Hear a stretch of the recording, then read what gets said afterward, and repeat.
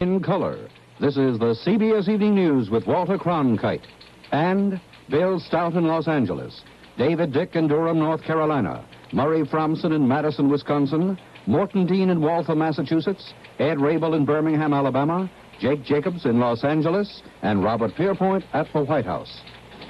Good evening.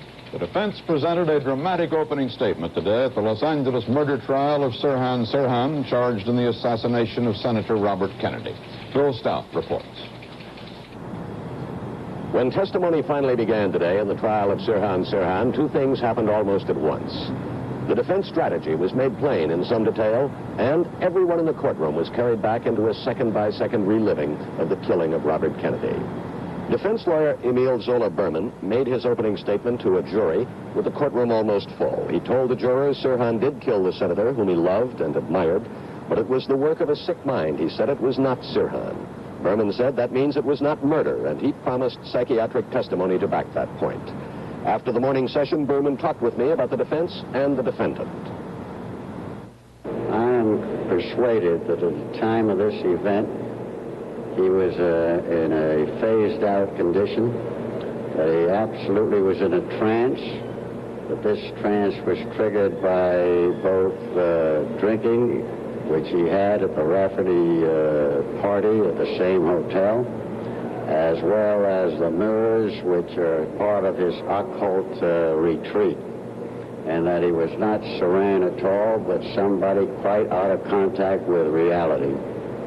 You mentioned the mirrors, and you did in your statement to the jury. What can you tell us anything about the significance of that? Well, I'm not that highly acquainted with the occult, but apparently if you concentrate on mirrors, this is one way that you go into a trance. And the mirrors there, which have not been adequately described as yet, but which we will show pictures of, are such that no matter which way you turn, you see yourself. The first eyewitness for the prosecution was Carl Euchre, a hotel employee who escorted Senator Kennedy. He told of feeling something move next to him in the kitchen area where Kennedy went after greeting his supporters. He heard a shot, like a firecracker, he said, and he identified the gun. Asked if he saw the man who fired the gun, Euchre leaned forward in the witness chair and pointed at Sirhan, saying, "Right over there." Sirhan just sat there looking back at Euchre, the first of dozens of prosecution witnesses who will tell what they saw that night. The defense does not deny that Sirhan did the shooting. What obviously annoyed Sirhan today was defense lawyer Berman's description of him as sick, obsessed, and fanatical. It was the first clear view of a man irritated by his own attorneys. Just as today's session gave the first detailed account of the defense strategy aimed at keeping alive the young Arab who waited in the crowd unnoticed until he fired the fatal bullet into the senator's brain. Bill Stout, CBS News, Los Angeles. At the New Orleans trial of Clay Shaw, District Attorney Jim Garrison is attempting to prove conspiracy, and he's contending that the late President Kennedy was hit by bullets fired from in front as well as the Oswald bullets from the rear. Today, Garrison put on the stand an FBI photographic expert to question him about measurements the DA's staff apparently believes were not made in examining film of the assassination. But under cross-examination, that FBI expert testified that it was his opinion Oswald was hit only from the rear.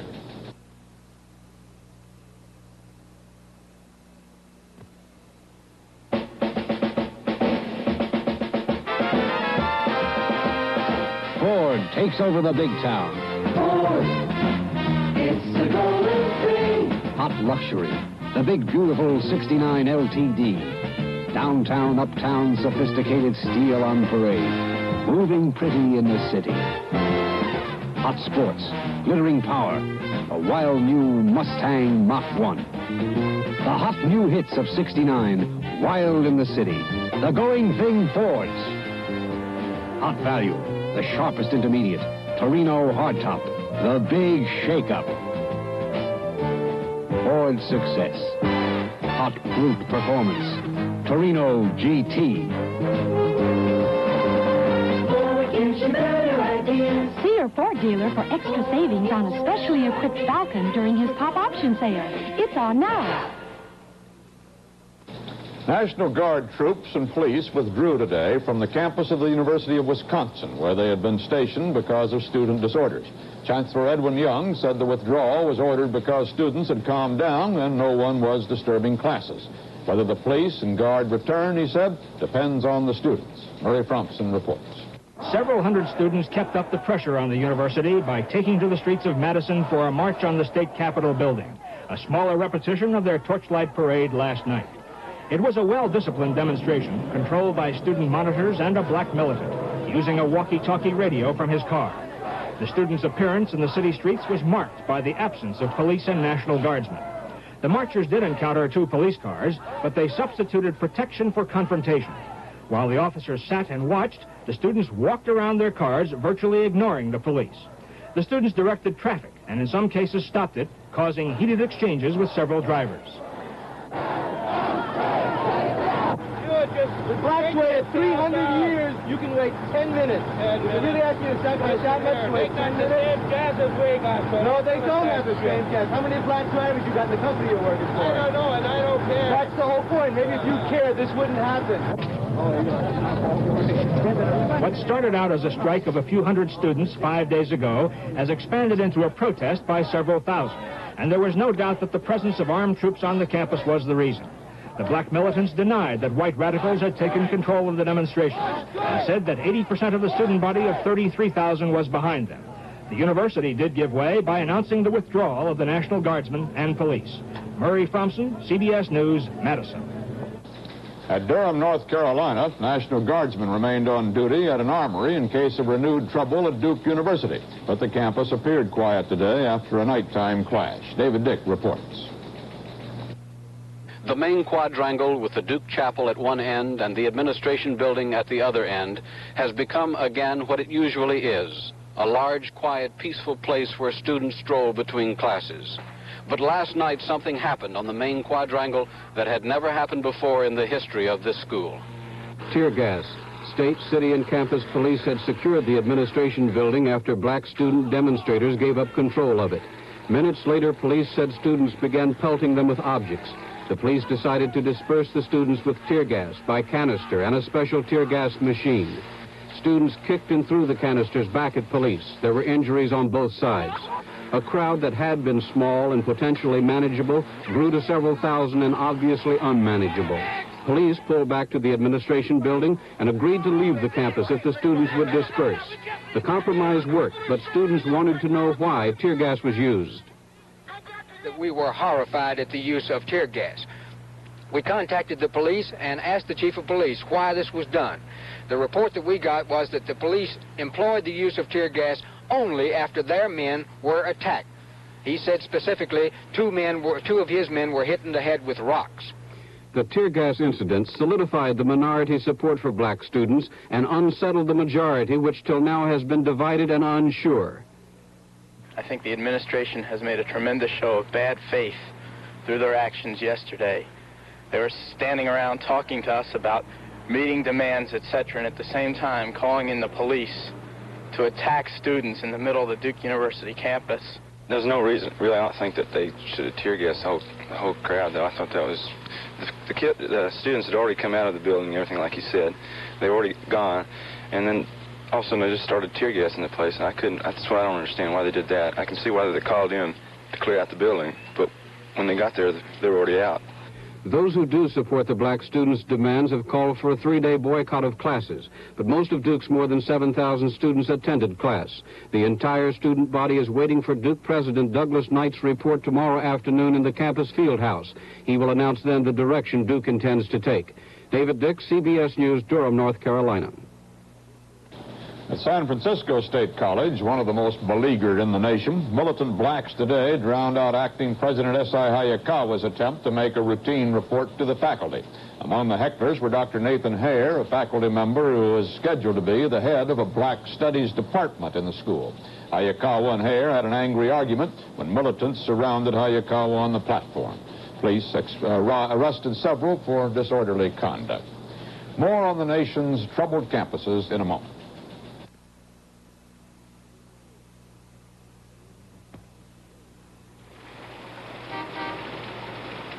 My husband, When it comes to taking care of himself, he's got about as much sense as that statue. He's one of those guys who thinks he's made of iron. No matter what the weather is, he hardly pays any attention.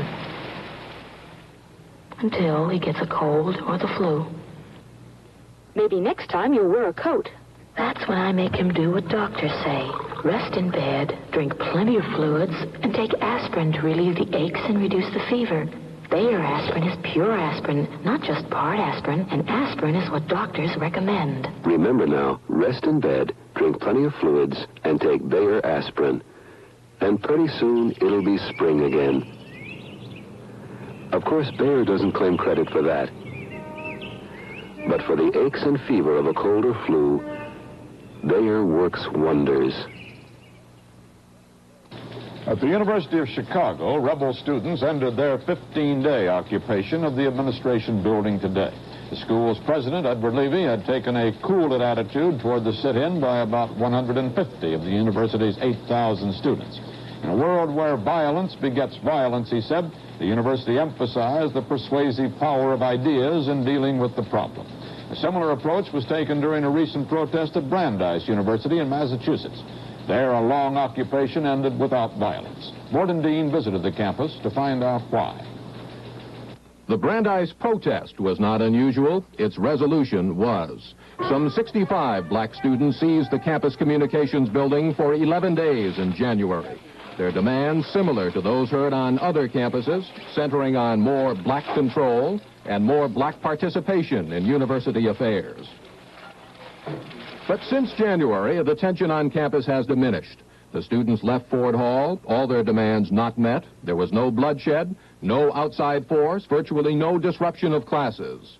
There was a promise of amnesty from the president of the university, former civil rights attorney, and United Nations official, Dr. Morris Abram. Was there any pressure at all on campus for calling in the police and ending the seizure sooner than 10 days?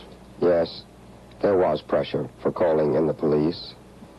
But I always figured it this way: it would be a dreadful mistake that would leave bitter scars and divisiveness in our faculty and in our student body.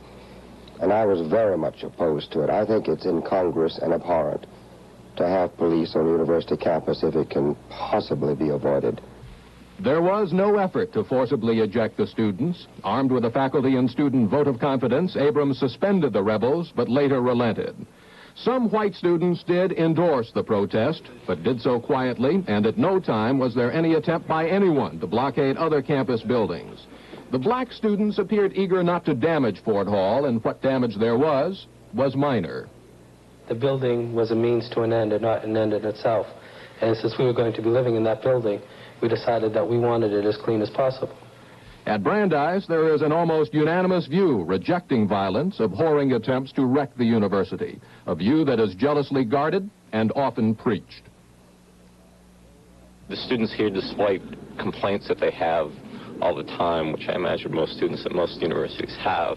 For the most part, like it here, consider it their school, and don't want the school destroyed. And this, by the way, was true of the black students at Ford Hall, of the white radicals, of the white moderates, of everybody. No one wanted the university destroyed. The black students, all members of the Brandeis Afro-American organization, never were really isolated during the protest. The administration and the protesters were frequently in contact. Intimately involved was administration assistant Kenneth Sweeter. There were letter carriers from the black students back and forth, and people from the administration carrying messages back and forth. There were general or smaller discussion meetings in which there were several black students, several faculty, students, and administrators. And then there were many intermediaries who carried proposals and messages back and forth. At any time, did communications break off?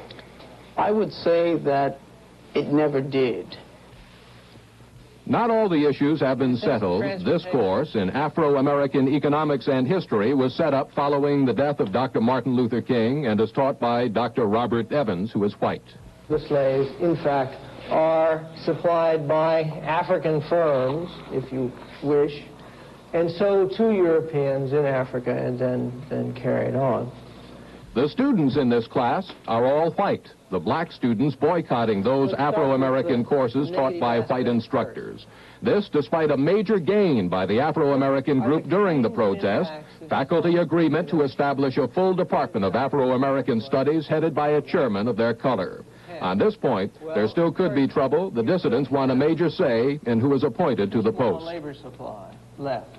Out of an enrollment of 2,800 students, Brandeis has 120 blacks. There is one full-time black professor. A recruitment program is underway. Former professional star Casey Jones coaches the all-white basketball team. Everyone on campus asks the question, can the Brandeis approach work elsewhere? Dr. Abram responds. The Brandeis pattern, I think, is bound to have had some influence. And by that I mean the resolution of the problem without the use of force and without the giving in to demands under coercion, and also without impairing the integrity of the academic process. If you, in a word, could sum up advice then to presidents of other universities, what would you say to them? Communicate? I would say sparks are in the air. Try to keep as little kindling lying around as possible. Ride easy in the saddle. Be patient, be fair, keep cool, and keep your fingers crossed. In Vietnam, Allied commanders say they suspect there may be up to 40,000 enemy troops hiding out among infiltration routes in Saigon.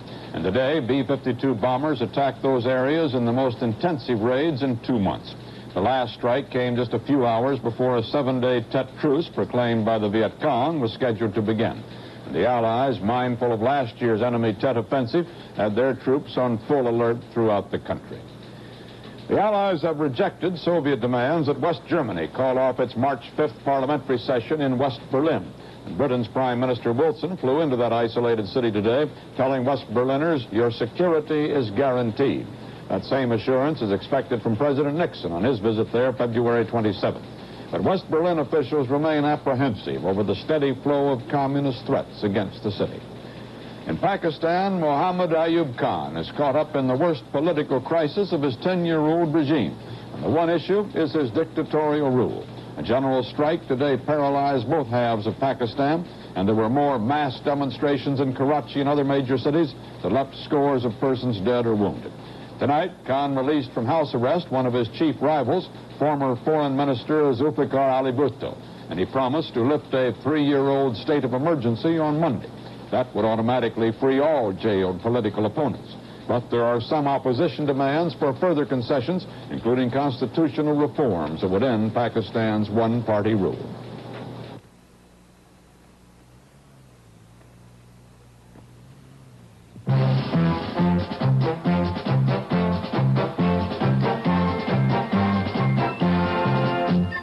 And that's our Parliament. Parliament? Here, have one of mine. You get the most out of life with Parliament cigarettes. I'm in England's Parliament, the mother of governments. I meant America's Parliament. Has a lot of good, mild taste. The filter's recessed. Yes, there is a difference. You get the recessed filter with Parliament. Good, mild flavor, that's Parliament. You get the recessed filter with Parliament cigarettes. How do you like America's Parliament? Well, I've always rather liked the name. You get the most out of wireless with Parliament cigarettes.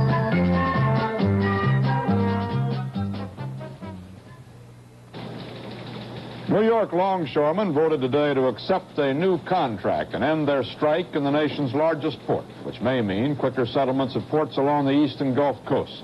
More than 600 ships, including those in New York Harbor, have been riding at anchor or stranded in port during the 8-week tie-up. Today's vote was ordered by a federal judge after New York, New Jersey longshoremen refused to work under their new contract agreement until settlements were reached in all other ports. A fleet of American tuna fishing vessels operating off Peru's coast was fired on today by Peruvian patrol boats. At least one of the ships was damaged. One was seized but later released after the skipper paid a fine. There were no casualties. The State Department said the attack took place 50 miles offshore and filed a sharp protest with Peru. Vito Genovese, allegedly one of the most powerful underworld figures in the country, died today of heart failure at a federal penitentiary in Missouri. Genovese was 71 and had been serving a 15-year term for narcotic smuggling. Genovese's influence supposedly was such that he continued to run the New York Mafia from prison. The State Attorney General of Louisiana, Jack DeMillion, and 4 other men were indicted today on fraud and conspiracy charges. The grand jury action followed a 1-year investigation of a bankrupt New Orleans saving and loan institution. The firm had 1,400 depositors and $2.5 million in deposits. DeMillion and 3 of the other defendants were stockholders. In Birmingham, Alabama today, Robert Shelton, head of the Ku Klux Klan, surrendered to federal marshals to begin a 1-year prison sentence for contempt of Congress. Shelton was convicted in 1966 for refusing to turn over Klan records to a House investigating subcommittee. Ed Rabel reports. The Imperial Wizard said he had never been in jail before and that he did not mind going today. With him when he surrendered were Imperial Kligraps or Klan secretaries Melvin Sexton and Coy Neal, and North Carolina Grand Dragon Bob Jones. Before turning himself in, Shelton was asked if he were sorry he had not turned over the Klan's records to Congress. No, sir, this is something that the Congress will never get. It's none of their confounded business.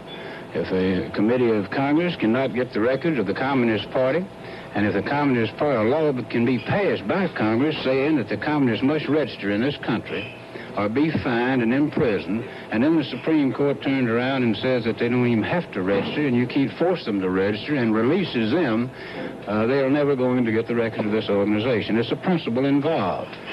After surrendering to United States Marshals at the federal courthouse, the Klan chieftain was handcuffed and led to a marshal's car for a 10-hour, 500-mile trip to a prison in Texarkana, Texas. Shelton had earlier been scheduled to go to a federal prison in Washington, D.C., a prison where the population is predominantly Negro. That decision was changed after the Klansman told authorities he felt he would not be safe there. Ed Rabel, CBS News, Birmingham, Alabama. The man who set up the federal auto safety standards, Dr. William Hatton, Jr., resigned today as administrator of the Traffic Safety Bureau. He headed the Bureau since its creation by Congress in 1966. No successor has been named. For some time, New York Democratic Congressman Benjamin Rosenthal has been conducting a committee investigation into the Good Housekeeping Institute and its seal of approval. Today, Rosenthal called on President Nixon to reconsider his appointment of its director, Willie Mae Rogers, as his consumer affairs consultant. Rosenthal spoke at a news conference. Willie Mae Rogers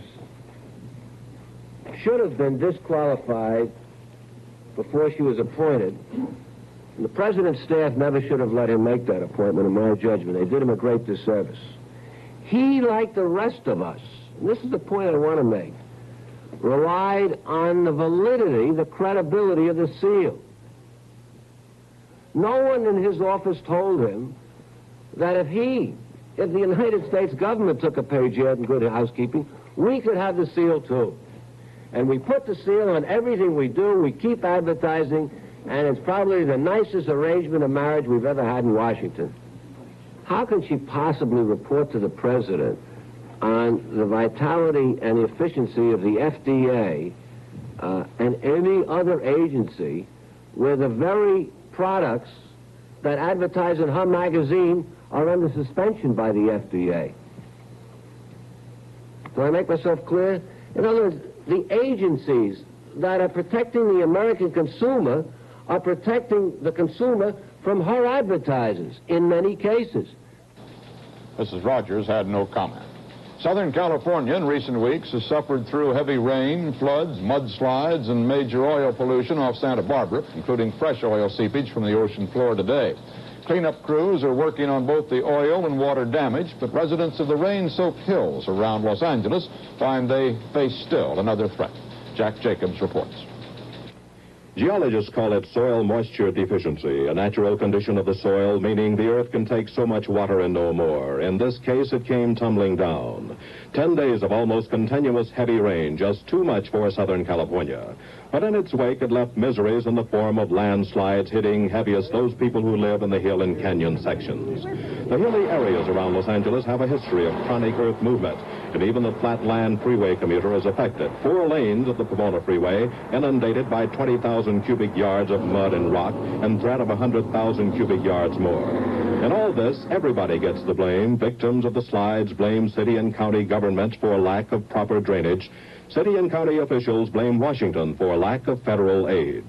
Jake Jacobs, CBS News, Los Angeles.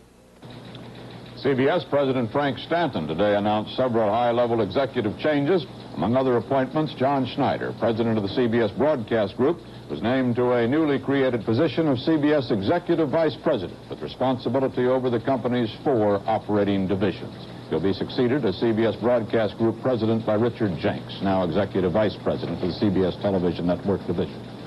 Prices closed lower on the New York Stock Exchange today. Volume was 11.5 million shares. The exchange index lost 6 cents.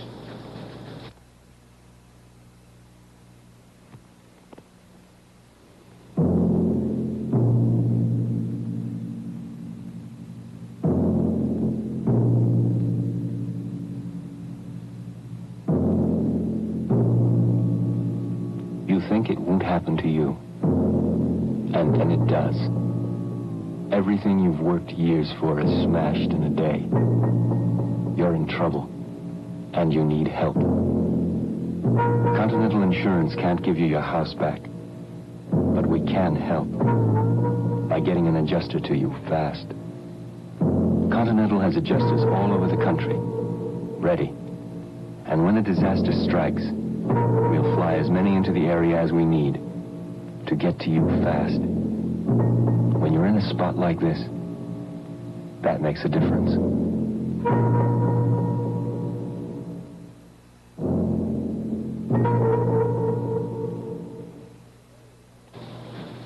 For President Nixon, today was another busy round of meetings and talks, but there was a nice Valentine touch to start it all off, and CBS News White House correspondent Robert Pierpoint reports. When the president came to the cabinet room this morning, there on the wall facing his chair was his own 5-foot Valentine, made by the members of Mrs. Stratman's first-grade class at Taylor Elementary School in nearby Arlington, Virginia. It was actually several Valentines in one. At the top was the prize winner, the one with Mr. Nixon's picture pasted inside. Others carried personal messages, ranging from the fairly conventional "I love you" through the somewhat restrained "I like you" to simply "Hi." But the Valentine that probably made the president's day read, "Up with Nixon, yay." Robert Pierpoint, CBS News, Washington. That's the way it is, Valentine's Day, 1969. This is Walter Cronkite, CBS News. Good night. Ride with the wind to the edge of the sky. Smiles are for showing. Hands are for reaching. And Peter Pan peanut butter is for growing. Growing up. Straight and strong. Healthy and bright. Peter Pan makes the growing fun. It's the protein one. Peter Pan peanut butter. So much more than goodness in a jar, but protein in a taste as fresh as the morning sun. Creamy freshness. For a happy kind of growing. For a loving kind of giving. Give your child Peter Pan. Peter Pan is the protein one. Peter Pan makes the growing fun. This has been the CBS Evening News with Walter Cronkite. The 21st century reports on new medical techniques to aid infants in the critical first 10 months of their lives. See Part 1 Sunday on CBS.